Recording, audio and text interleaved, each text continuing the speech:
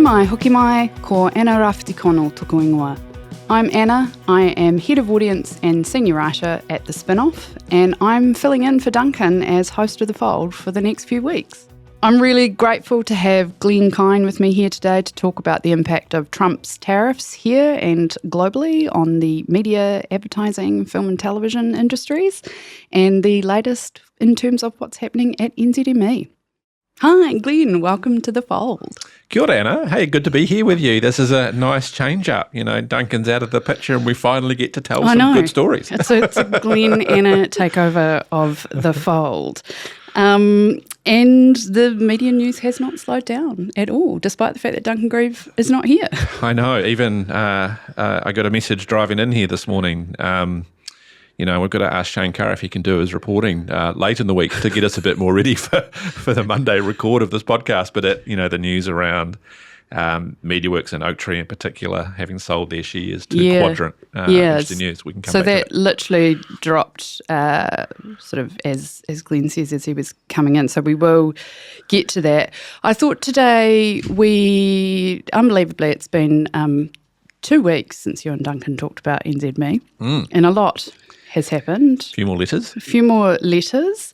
I felt like I was going slightly nuts over the weekend, like the guy with the with the board and the string, trying to piece it all together from a timeline point of view.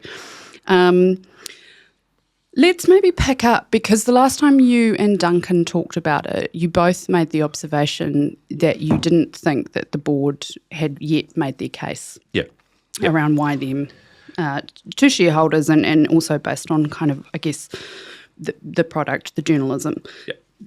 They've since done that, to use the parlance of headlines people will click on. Shane Curry, the media insider himself, wrote March 31, and this is all happening via letters back and forth, that the NZME board had come out swinging, had come out firing. They cited concerns about minority shareholder. They cited concerns about governance, but they added a bit of petrol to something which I think had sort of been previously, or at least officially, unspoken, which was this question around James Grenon's intentions around editorial control. And that stuff had sort of been bouncing around a little bit, but they said that bit out loud. What were your thoughts around that? Fascinating. So there was a line in NZME's letter which I thought summed up their response actually in totality, and it said, "We are concerned that the proposal is a play by Mr. Grenon to exercise control over a newsroom rather than anything else." And I thought that was a really good summary. The interesting thing is we actually haven't seen in any of the letters exchanged any clear approach or change to editorial policy. All we have seen is that there is a recommended change in approach to the governance of editorial policy. And to the point where Grenon's last letter, in fact, he had reviewed NZME's policies and said, look, I actually broadly agree, with what I'm reading here. The point is I want some oversight and some governance around editorial, and I think that's the key point, right? Within an organisation, news organisation in particular, and including, the Spin-Off and any, news publisher in the world, there is this deemed separation of church and state, editorial independence separate from the commercial operation. And what Grenon is doing is linking the two and going, actually, we can't separate our commercial performance from the editorial performance anymore. We need a level of oversight. Whereas the existing board say in their letter, we do have some oversight and here's how we do it. So it's this kind of battleground for actually how it's done.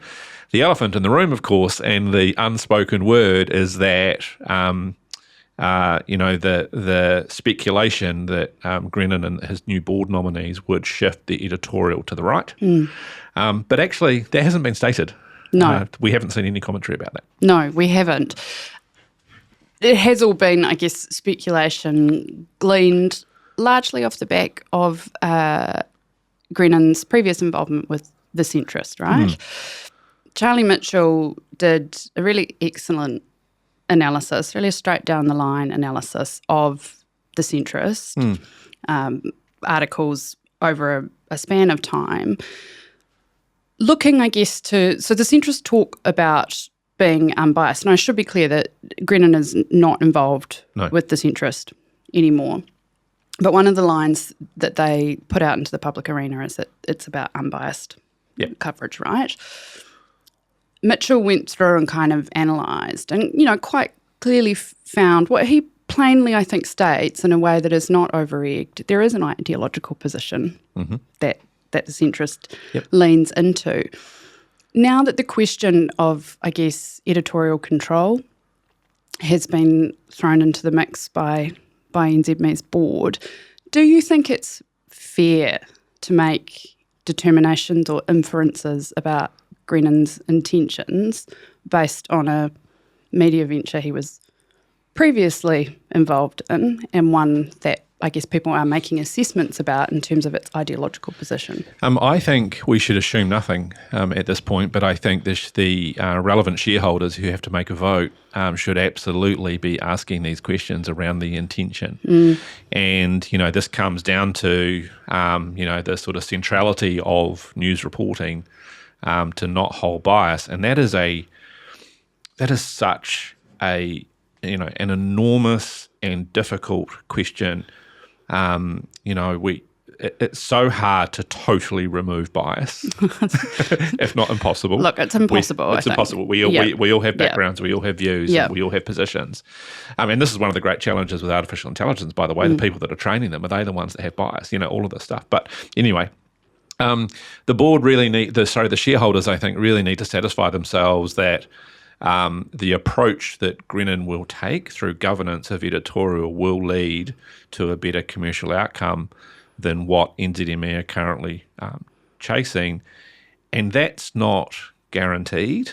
One of the things that strikes me is that Grenon, in his letters so far, has disagreed with elements of the NZME strategy, but he hasn't yet put forward a really clear alternative strategy so that both parties can evaluate one another.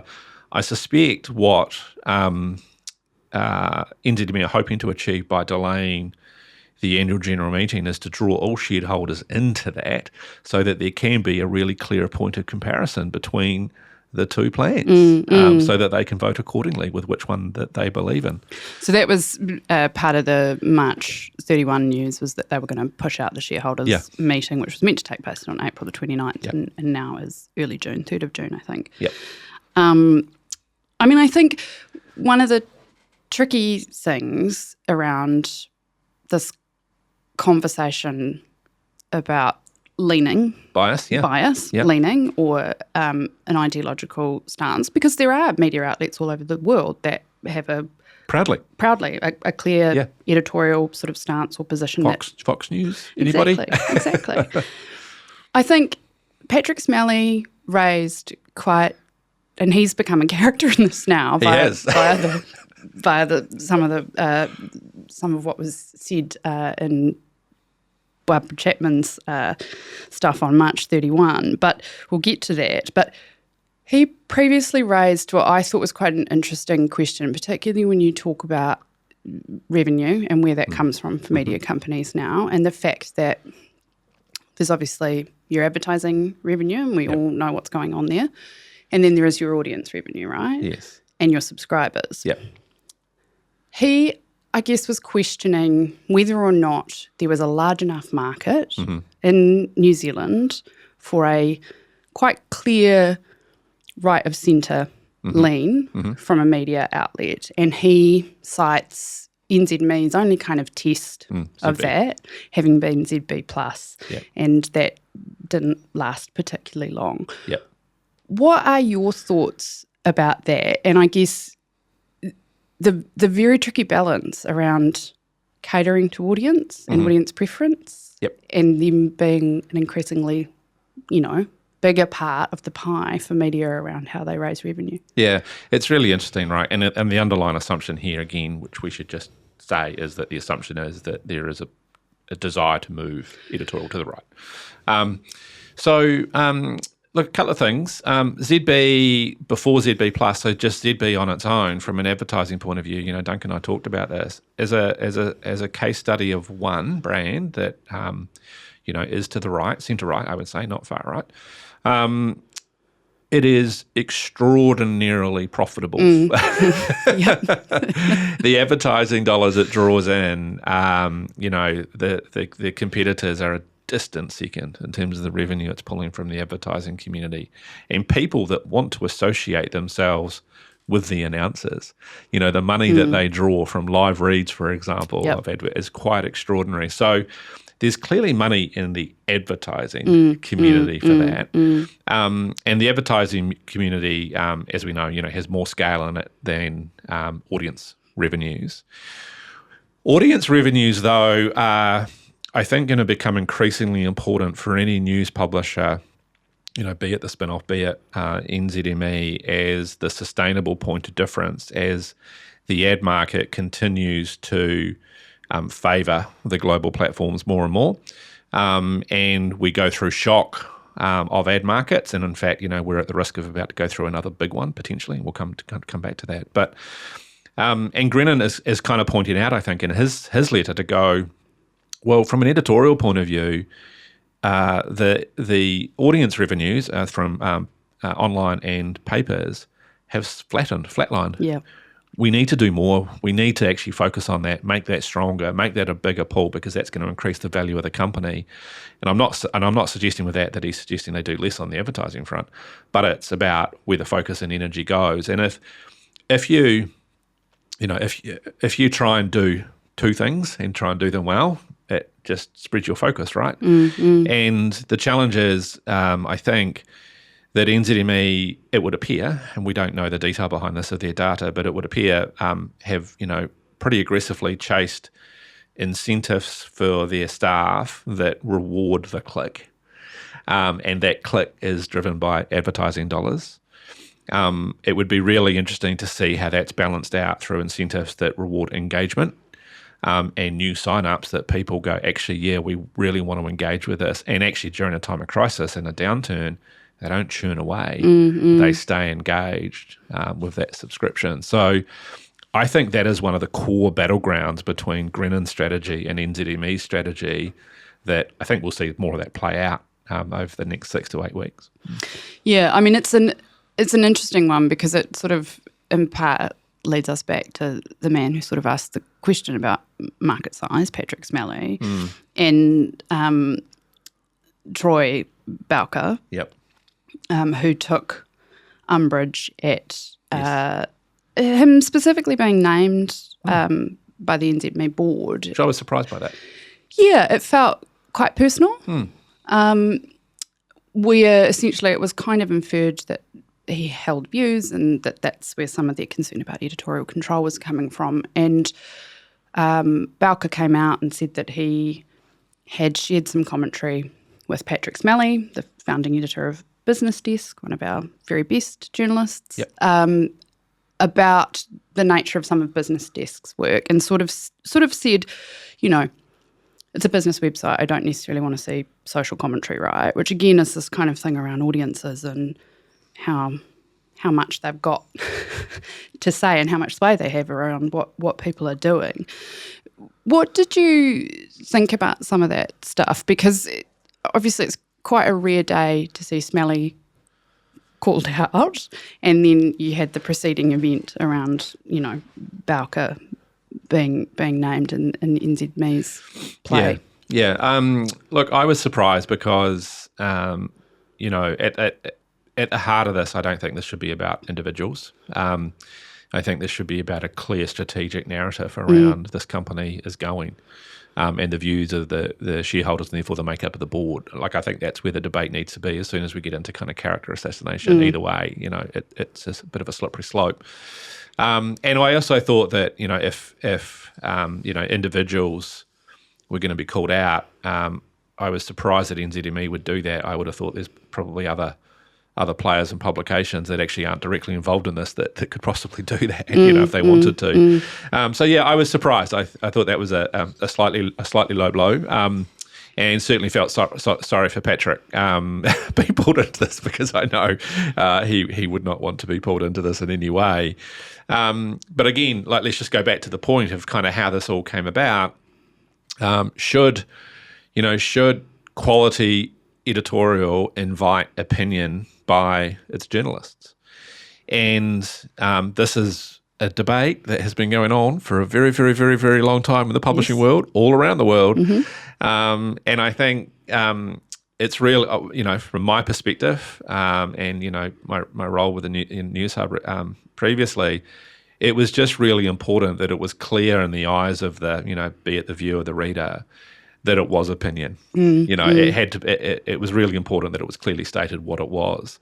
And then you've got this interesting dynamic around when does it cross over from analysis to opinion? Because even those two, you've got facts, then you've got the analysing the facts, what we're doing right now, and then you've got opinion. So where does it draw the line? And so, what I think Grenon and Troy Bowker are trying to do is say, look, we need better governance over this stuff to make it clear around what it is. There is a place, obviously, for all of this in a publisher of record like the Herald. It needs to be clear what it is.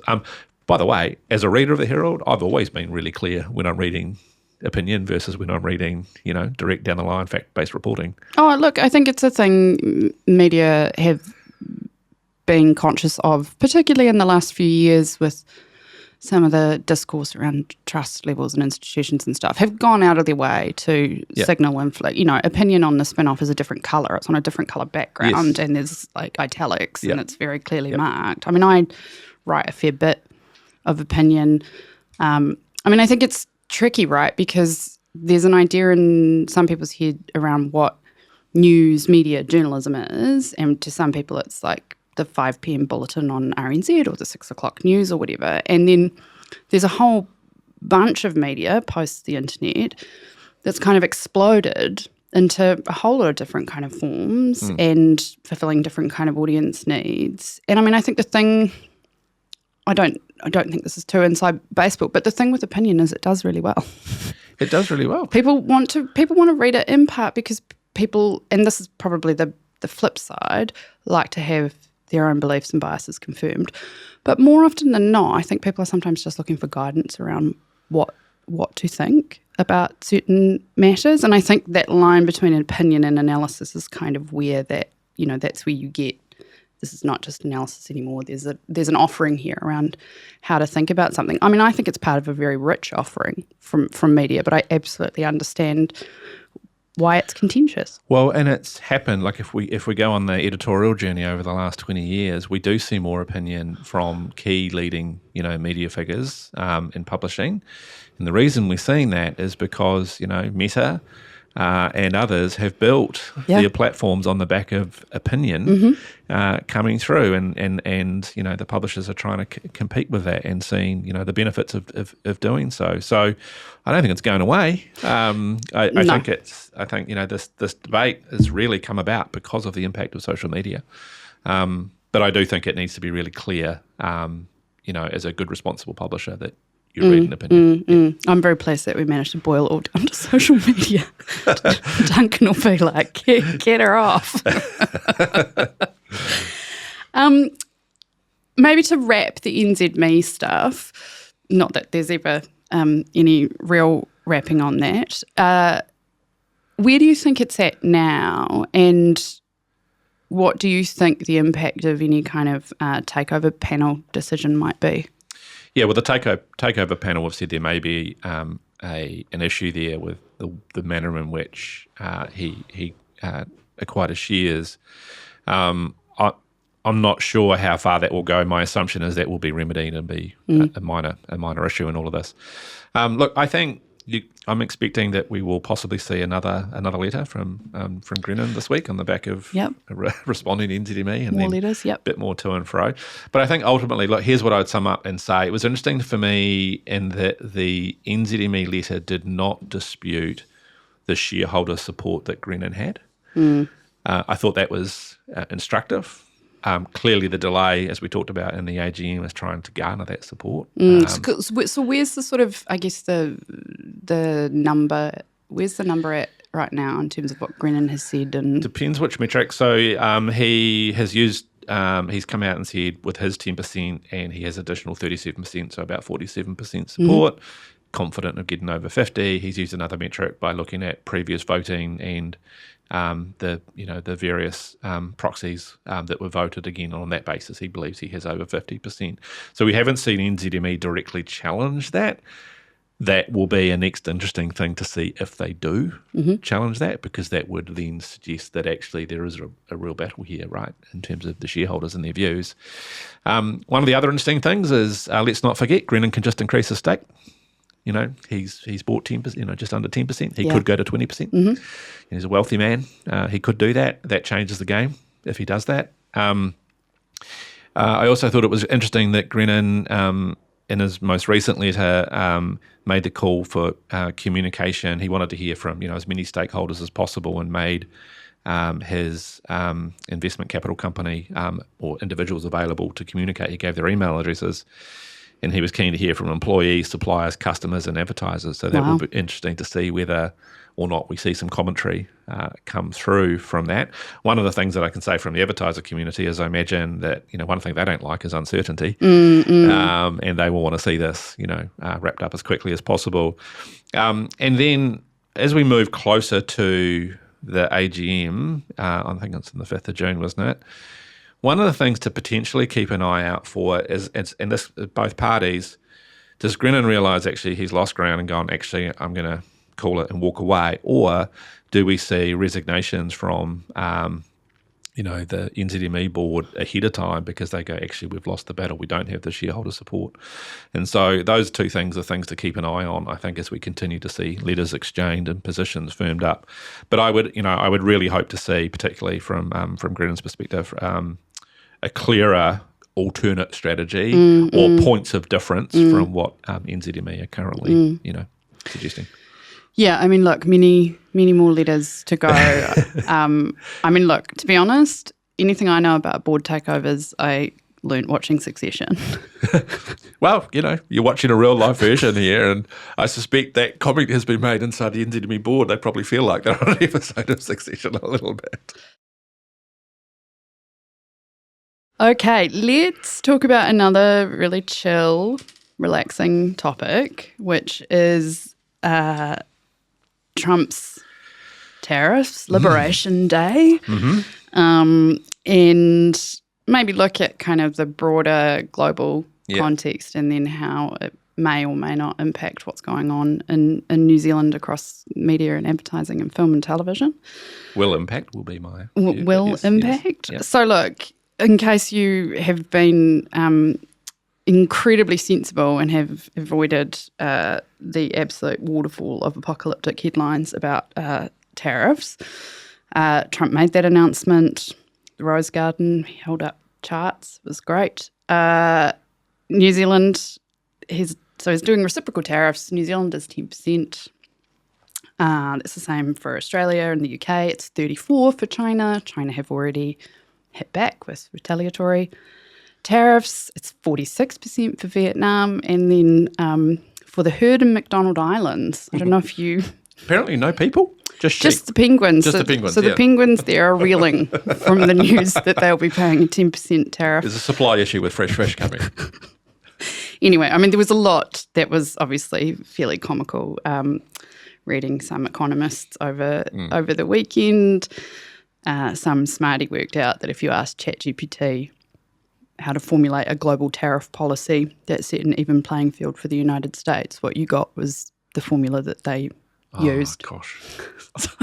There you go. Back to our point on bias. So look, there you go. So obviously, broadly, economically, it's created an enormous amount of uncertainty. And that, to be fair, that's been sort of signalled and flagged. So in every, certainly in everything you've heard people talking about economic recovery in New Zealand, there has been this sort of undertone of, but we don't know how, Trump's tariffs will impact that. So just a casual $6.6 trillion. of value. Don't look at your KiwiSaver account, folks. Do not look at your KiwiSaver. Do not look at your shares. It's just, so single biggest percentage loss since the pandemic. So you can understand why, from an economic point of view, people are starting to get a bit anxious. I noticed Liam Dan in the Herald over the weekend issuing a plea for maintaining a little bit of confidence and calm, because sometimes the vibes are as much of an impact in terms of how we feel about the economy as anything. Obviously, right now the tariffs are only aimed at products, goods. They don't.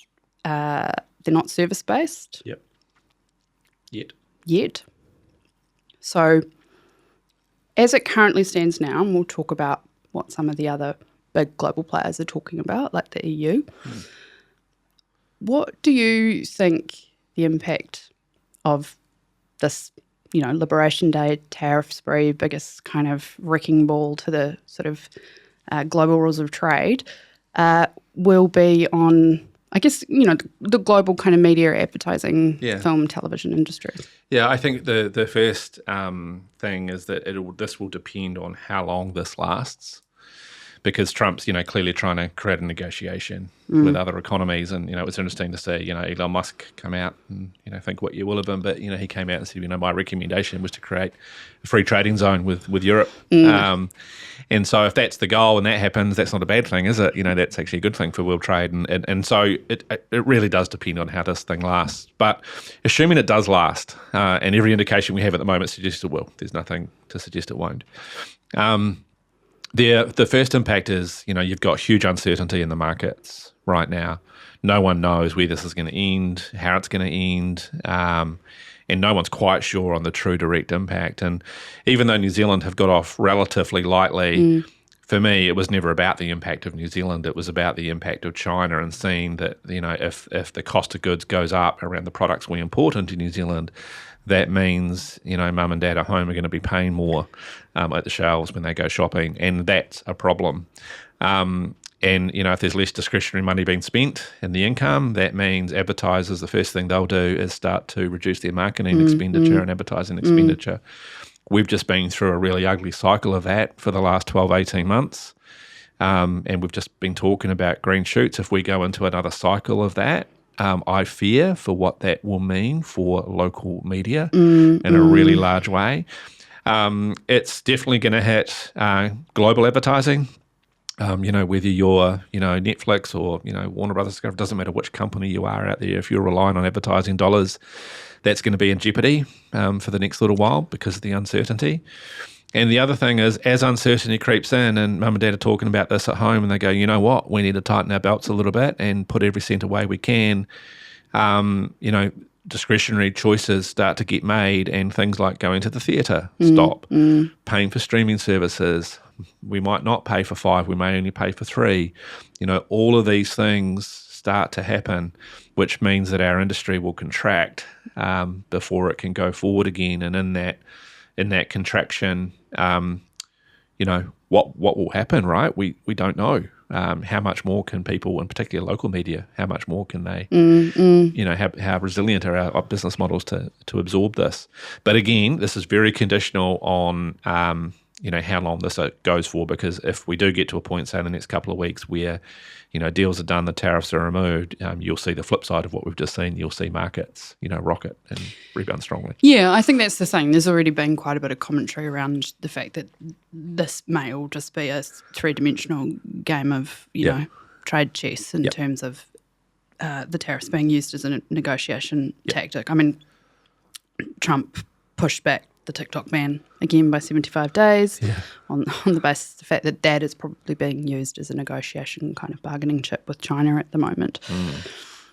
A bit closer to home.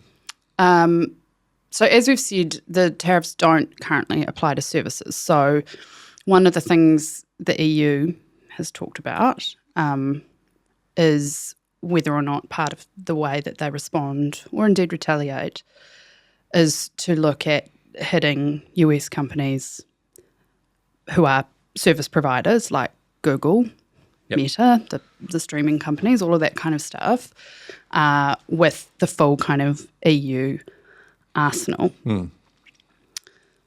That sort of stuff, I guess, fits in with the real back and forth and the battle around the tech giants and what they want to do in countries where they are not based, obviously.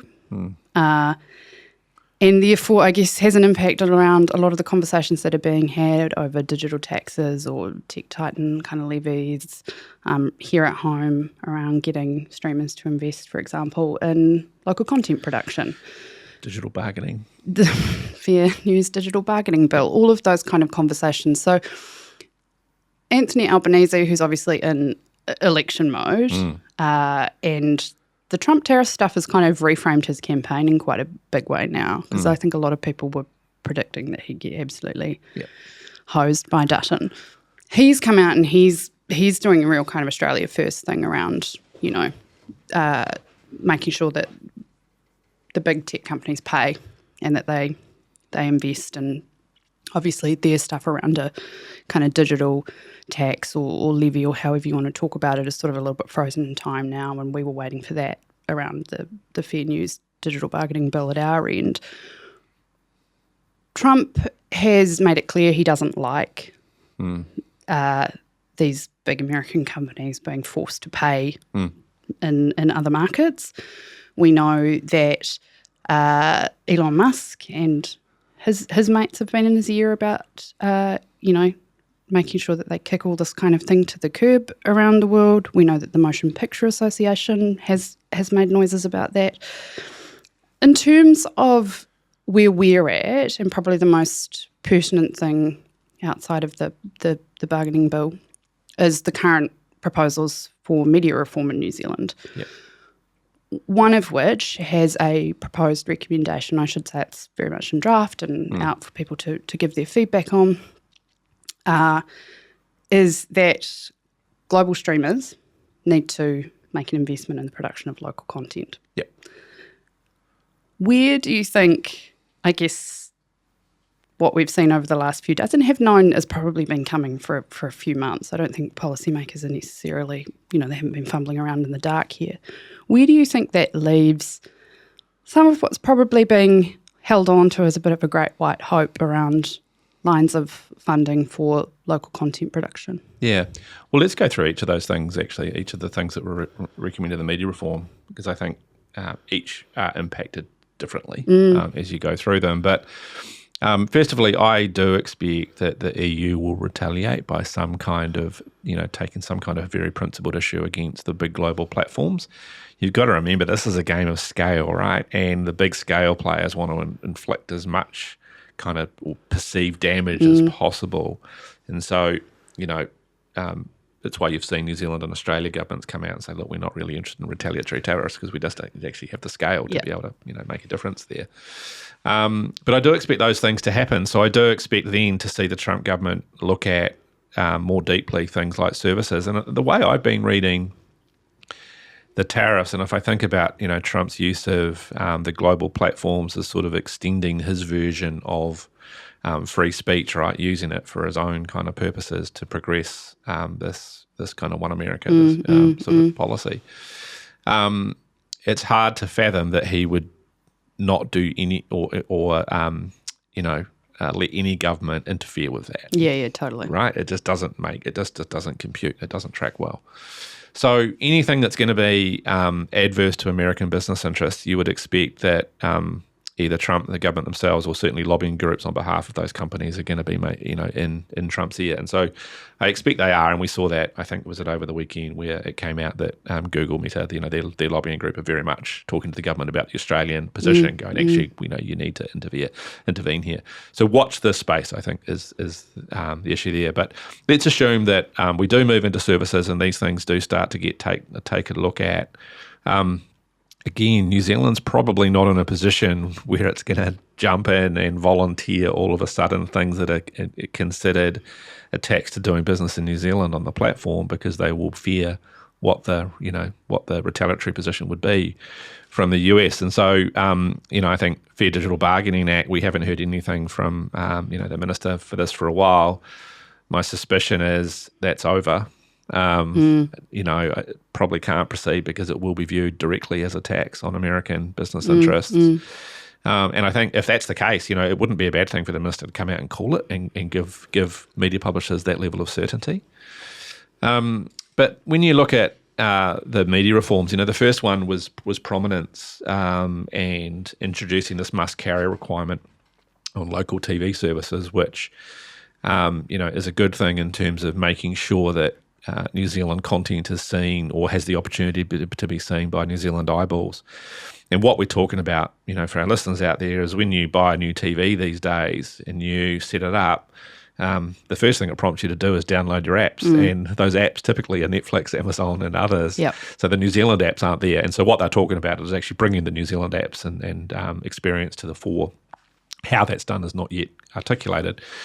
But to do that means introducing legislation that affects the TV manufacturers, and that's the likes of Samsung, LG, big players. There's some Australian manufacturers, but we don't have a lot of US manufacturers. So that one seems like it's one that has the potential to proceed because it isn't necessarily directly damaging to US interests. However, the streaming companies muscling up will be muscling up, going, hang on. We're being treated as sort of second-class citizens here.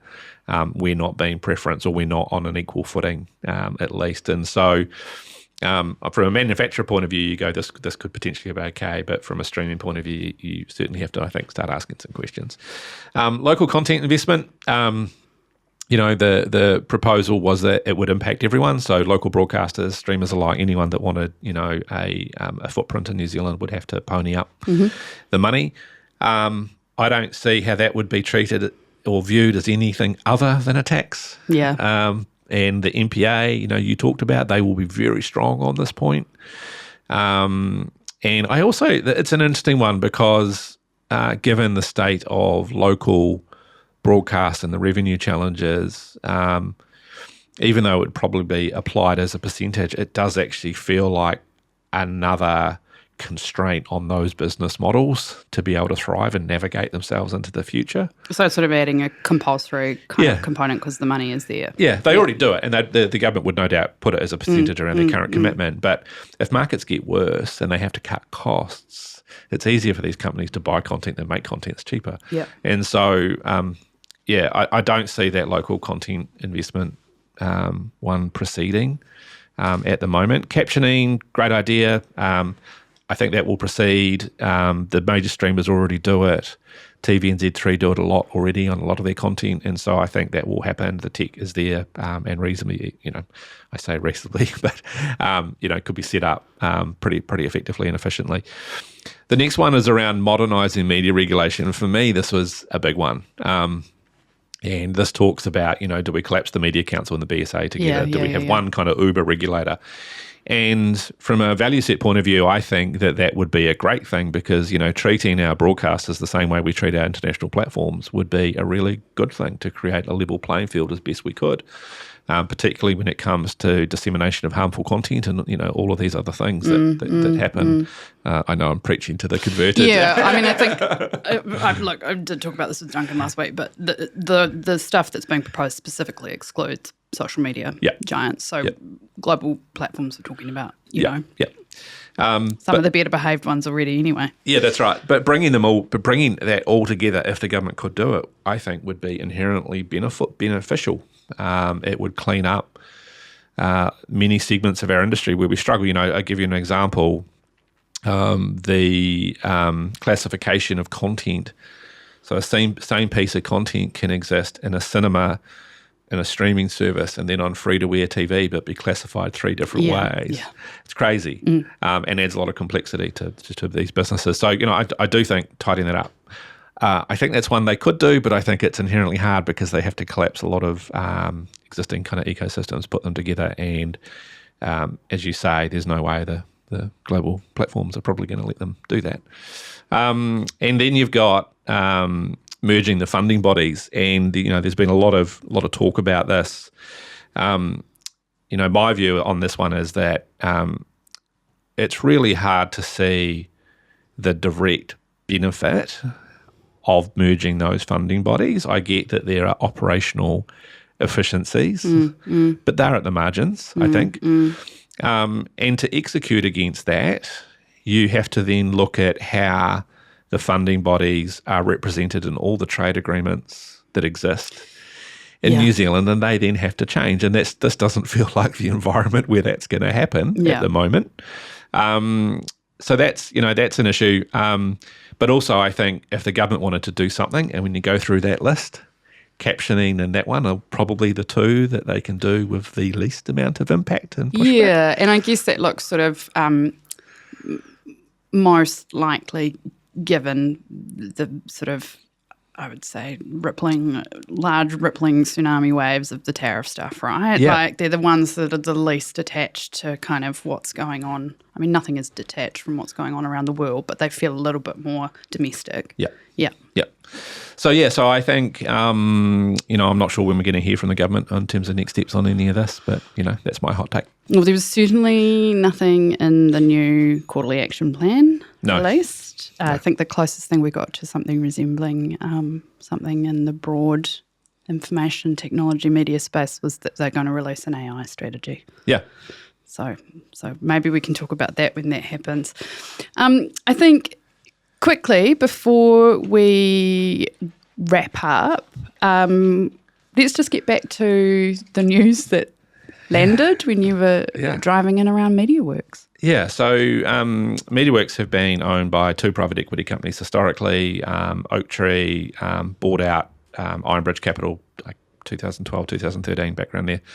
Owned the company for a long time. When MediaWorks merged with QMS, the outdoor company, in 2018-19, Quadrant came into the mix and had a 40% shareholding. Oaktree retained 60%. Over the last little while, Quadrant have increased their shareholding anyway to 60%.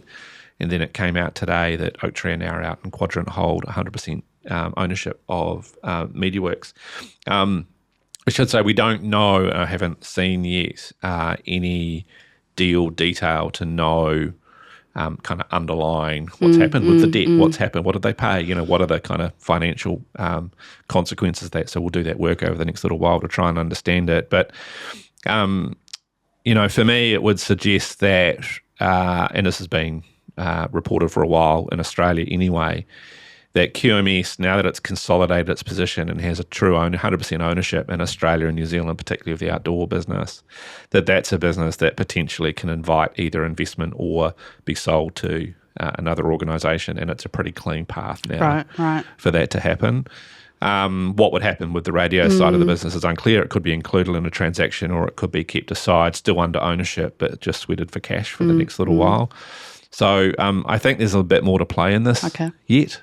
Not surprising that Oaktree left. They have been probably a sorrow shareholder for a long time and finally out. But again, we really do need to understand a bit more about the deal dynamics to kind of understand winners, losers, and what does it mean from an operating point of view. Because you've got to remember, MediaWorks' trading performance has actually been pretty good. That hasn't been the issue. The issue has been the debt and their ability to be able to pay down or get rid of that debt. And the challenges they've had, with the banks to be able to, navigate their way through trading. So, and we'll see a bit more of that too, by the way, soon, because, we've just gone past March 31. So, all companies will be lodging their financials over the next couple of months. Well, you'll be on those, I imagine. Hey, thank you so much, Glenn, for joining me to talk about another action-packed couple of weeks. It's just a crazy world. I always think, maybe we're not going to have enough to talk about, but it's really. I did genuinely last Thursday. I was like, right, okay. Here, and then when I made that, I was like, oh my God, it's 9 pages long. Hey, thanks so much, Glenn. We will hopefully chat with you again soon. Sounds great. See you.